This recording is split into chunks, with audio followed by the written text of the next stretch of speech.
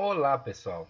Então, esse vídeo aí vai trazer um pouco sobre a campanha da legalidade, características, forças políticas envolvidas, principais personagens aí desse fato histórico tão importante da história brasileira. Então, primeiro, o que foi?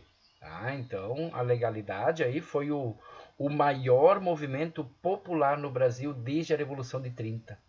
Trata-se da reação de Leonel Brizola, tá, ao golpe dos militares para impedir a posse de João Goulart na presidência da República, após a renúncia de Jânio Quadros no dia 25 de agosto de 1961.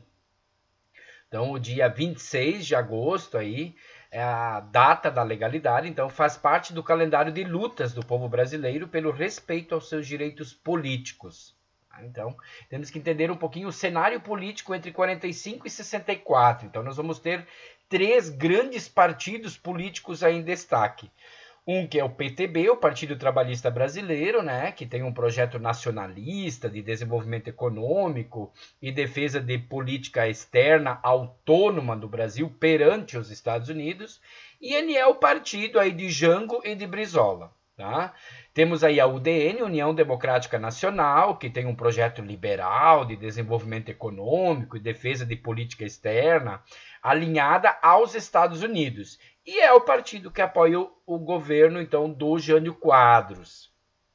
E vamos ter o PSD, que é o Partido Social Democrático, né, que defende um meio termo aí entre os dois projetos do PTB e da UDN, né, com tendência conservadora e mais burocrática. E é o partido do Juscelino Kubitschek, né, do JK. Tá? Então, dentro desse cenário político aí, o Jânio Quadros, ele era de um partido nanico, do PTN, e tentou governar aí de forma independente, sem apoio dos três grandes partidos. Então, ao renunciar, pretendeu um golpe, imaginando que todos os partidos não aceitariam a renúncia e concordariam com seu governo independente. Não só os partidos aceitaram, como iniciaram uma disputa pela presidência. Né? Então, o PTB queria a posse do vice, Jango. Né?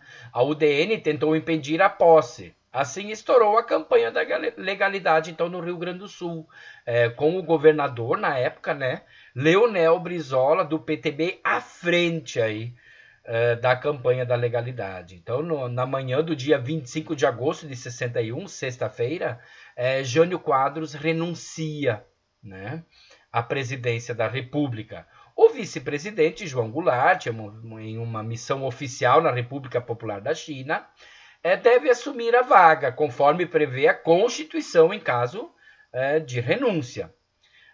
Vetado aí pelos ministros militares, o presidente da Câmara aí dos Deputados, Ranieri Mazzilli, né, do PSD, vai assumir a presidência, então, nesse meio tempo. E, nesse momento, começa a resistência de Brizola pela posse de Jango e em defesa da Constituição. Então, a Brigada Militar entra em prontidão, a população se concentra na frente do Palácio Piratini, né, que é na Praça da Matriz, aí no centro da capital do Rio Grande do Sul, Porto Alegre, e da sacada, então, do Palácio, Brizola faz seu primeiro pronunciamento, garantindo a defesa do governo constitucional. Já na manhã do dia 26, né, de agosto, sábado, depois de uma noite tensa e milhares de pessoas se concentram na Praça da Matriz, o Ministério da Guerra manda bombardear o Palácio Piratini. Mas a resistência é intensificada. Às 3 horas da madrugada aí do dia 27 de agosto, no domingo já, Brizola fala pelo rádio, né, denuncia o golpe contra Jango e pede mais mobilização. O Ministério da Guerra silencia as emissoras de Porto Alegre. E ao meio-dia, Brizola requisita a Rádio Guaíba. E em menos de 1 hora, os transmissores são transferidos para os porões do Palácio Piratini. E o Terceiro Exército aí tenta calar no que chamam então de a cadeia da legalidade, né? Os porões aí do Palácio Piratini. Na madrugada do dia 28 de agosto, então na segunda-feira, o general Machado Lopes não acata a determinação para bombardear o palácio. Às 11 horas, Brizola anuncia pela cadeia da legalidade, então, a ordem do Ministério da Guerra para bombardear o Palácio Piratini. Pede que as crianças sejam levadas para fora da cidade e conclama todos a luta, né, na capital e no interior. Revólveres são requisitados aí, da fábrica Taurus, um posto de recrutamento de populares no pavilhão da Avenida Borges de Medeiros, um mata-borrão distribui armamentos, barricadas protegem o palácio, Piratini, operários e estudantes acampam na Praça da Matriz, na base aérea os aviões são impedidos de levantar voo, né? E um pouco antes das 12, então Brizola deixa os microfones da cadeia da legalidade e, em seu gabinete, então no Palácio Piratini, recebe o comandante do Terceiro Exército, que anuncia sua adesão à resistência democrática. De todos os lados da cidade, aí chega gente disposta a lutar, né? O tempo todo vinham pessoas para se alistar, então, né? E esse alistamento, ele era feito nas esquinas, calçadas, em frente aos prédios, né? Como podiam. E logo formou-se um exército de mais de 150 mil populares, né? Outro detalhe importante também nessa época aí, as aulas vão ser suspensas, né? As crianças são obrigadas a ficar em casa, então, devido às tensões aí que são levantadas na capital. Dia 29 de agosto, então na terça-feira, comitês pela legalidade são instalados pela cidade, né? Os bancos fecham, são centenas de voluntários aí, mais de 400 estudantes se juntam ao movimento, assim como intelectuais, artistas, né? A Carris organiza então batalhões voluntários, os tranviários aí lideram grupos da categoria, a população de Canoas se alista em Porto Alegre, em Novo Hamburgo, empregados e patrões aí unem-se, né, contra o golpe. Sindicatos de Caxias do Sul aderem, né, em massa, pelo respeito à Constituição e à democracia, né?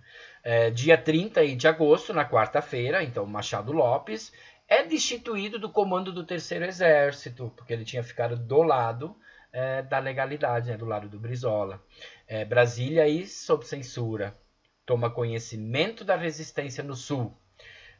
E nesse momento, então, batalhões operários estão em prontidão para a luta, né? Tropas aí do Marechal Odílio Diniz, ministro da Guerra, marcham contra o Rio Grande do Sul. E aí o clima fica tenso, né? As tropas do Terceiro Exército vão se preparar para invadir São Paulo, que tem um outro reduto aí, né, de resistência. 31 de agosto, daí, né, na quinta-feira, tropas dos militares golpistas vão ocupar duas cidades catarinenses que também estavam resistindo. E Jango chega então a Montevidéu nesse meio tempo. Já está em andamento aí a proposta parlamentarista, depois que os ministros militares reconhecem a força da resistência comandada por Brizola. Noite do 1º de setembro, aí na sexta-feira, João Goulart chega na capital gaúcha. Porto Alegre o aguarda com uma impressionante manifestação popular, com bandeiras e cartazes. A multidão sai às ruas para saudá-lo. Para os gaúchos, nesse momento, né, está afastada a possibilidade de uma guerra civil. E aí foi por meio, então, da rede da legalidade aí que Brizola fez o discurso que ainda é considerado um dos mais emocionantes aí, né, da sua vida. Então, um pequeno trecho aí. Venham para a frente desse palácio, numa demonstração de protesto contra essa loucura e desatino. Não pretendemos nos submeter, que nos esmaguem, que nos destruam, que nos chacinem. Forte. Quando o vice-presidente desembarcou em Montevidéu, no Uruguai, tinha duas opções: aceitar a proposta e tomar posse, ou lutar ao lado dos legalistas pela garantia de seu direito constitucional e governar no sistema presidencialista. Jango optou pela solução pacífica. Dia 2 de setembro, no sábado, com isso, então, Brizola denuncia o golpe parlamentarista. Diz que a emenda é uma violação à Constituição e defende que o Terceiro Exército, a Brigada Militar e corpos de voluntários avancem em direção ao centro do país. Nesse momento, manifestações populares aí, de inconformidade explodem por todos os lados. E o Jango vai se silenciar. Há rebeliões na aeronáutica, entra em ação a Operação Mosquito, né, que pretendia interceptar o avião presidencial, a posse de Jango é adiada, o Congresso aprova a emenda constitucional número 4, né, e fica instituído o sistema parlamentarista de governo e a realização de um plebiscito. De Montevidéu, né, voou para Porto Alegre em 5 de setembro. Não discursou para a multidão que o recebeu. Até então, os gaúchos não sabiam sobre a decisão de Jango. As vaias cresceram enquanto a edição do Última Hora, com a manchete "Legalidade foi traída", era distribuída entre os resistentes. A campanha não queria o parlamentarismo e preferia marchar para Brasília. Jango tomou posse em 7 de setembro e governou pouco tempo, né? Menos de 3 anos depois, veio realmente o golpe militar definitivo, em 64. E o regime de exceção, aí, que duraria quase 3 décadas, foi adiado por alguns anos pela campanha da legalidade, pela liderança aí do Leonel Brizola. Tá? E para resgatar um pouquinho aí da luta do Brizola na campanha da legalidade, eu quero trazer pequeno trecho do discurso, da fala do Brizola nesse momento tão importante na história brasileira, né? De resistência. Então, hoje, nesta minha alocução, tenho os fatos mais graves a revelar. O Palácio Piratini, meus patrícios, está aqui transformado em uma cidadela, que há de ser heróica, uma cidadela da liberdade, dos direitos humanos, uma cidadela da civilização, da ordem jurídica, uma cidadela contra a violência, contra o absolutismo, contra os atos dos senhores, dos prepotentes. Assim, meus amigos, meus conterrâneos e patrícios ficarão sabendo porque esta rádio silenciou. Foi porque ela foi atingida pela destruição e porque isso ocorreu contra a nossa vontade. E quero vos dizer, porque penso que chegamos a viver horas decisivas. Tenho aquilo que falta a muitos anticomunistas exaltados deste país, que é a coragem de dizer que os Estados Unidos da América, protegendo seus monopólios e trustes, vão espoliando e explorando esta nação sofrida e miserabilizada. Penso com independência, não penso ao lado dos russos ou dos americanos, penso pelo Brasil e pela República. Queremos um Brasil forte, independente, não um Brasil escravo dos militaristas e dos trustes e monopólios norte-americanos. Nada temos com os russos, mas nada temos também com os americanos que expoliam e mantêm nossa pátria na pobreza, no analfabetismo e na miséria. Um forte abraço.